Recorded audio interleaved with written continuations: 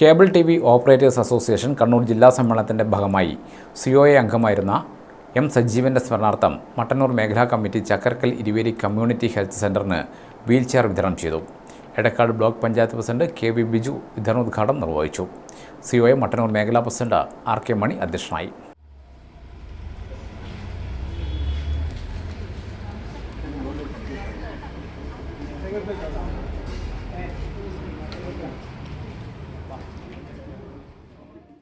സ്വാതന്ത്ര്യം കാണാൻ വേണ്ടി പറ്റാത്ത അമ്മമാർക്ക് ഭയങ്കര ടെൻഷനായിരുന്നു.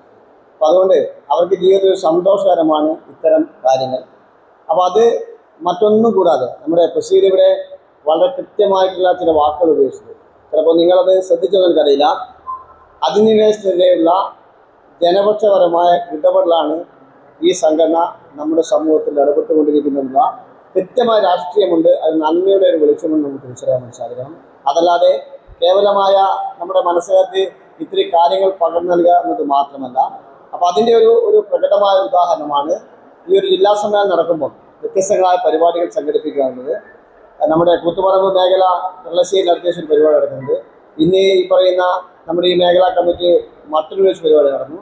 അങ്ങനെയാണ് അവർ നമ്മുടെ ഈ ആശുപത്രിക്ക് ഒരു വീൽചെയർ നൽകാൻ വേണ്ടി തയ്യാറായത്. ഒരു മാതൃകാപരമായ പ്രവർത്തനമാണ്.